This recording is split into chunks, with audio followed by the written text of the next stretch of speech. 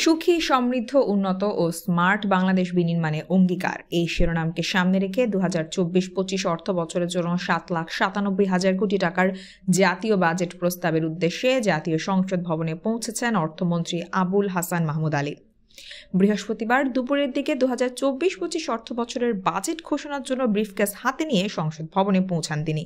এদিকে প্রতি বছরই বাজেট পেশ করতে একটি লাল ব্রিফকেস নিয়ে সংসদে প্রবেশ করেন অর্থমন্ত্রী বদলালেও রয়ে যায় এই লাল ব্রিফকেস নীতি।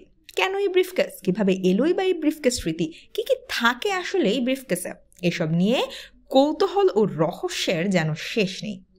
বিশ্বের সব দেশের বাজেট ঘোষণায় অর্থমন্ত্রীরা ব্রিফকেসে করে প্রয়োজনীয় নথিপত্র বহন করেন।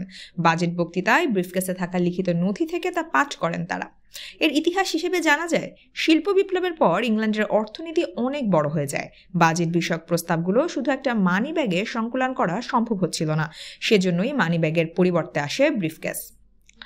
বাজেটে কোন কর বাড়বে বা কোন কর কমবে তার গোপনীয়তা বজায় রাখা অপরিহার্য। ব্রিফকেসের ভেতর থাকা বাজেটের তথ্য জেনে ব্যবসায়ীরা রাতারাতি তার প্রয়োগ করে ফেলতে পারেন। তাই সঙ্গত কারণেই সংসদে বাজেট পেশের আগে প্রস্তাবগুলো গোপন রাখা চাই। যে অর্থমন্ত্রী বাজেটের গোপনীয়তা বজায় রাখতে পারেন না, তার পক্ষে অর্থমন্ত্রীর দায়িত্ব পালন করা সম্ভব নয়। জানা গেছে, বাজেট ব্রিফকেসের এই রীতি শুরু হয়েছিল 18 শতক থেকে। প্রথম শুরু হয় যুক্তরাজ্যে। বাজেট প্রধানকে ব্রিফকেস খুলে বাজেট পেশ করতে বলা হতো। 1860 সালে ব্রিটেনের বাজেট প্রধান উইলিয়াম গ্ল্যাডস্টোন লাল একটি সুটকেসে করে বাজেট সংক্রান্ত নথি নিয়ে এসেছিলেন। সেই সুটকেসের ওপর স্বর্ণ দিয়ে রানীর মুখের আদলের ছাপ দেওয়া ছিল।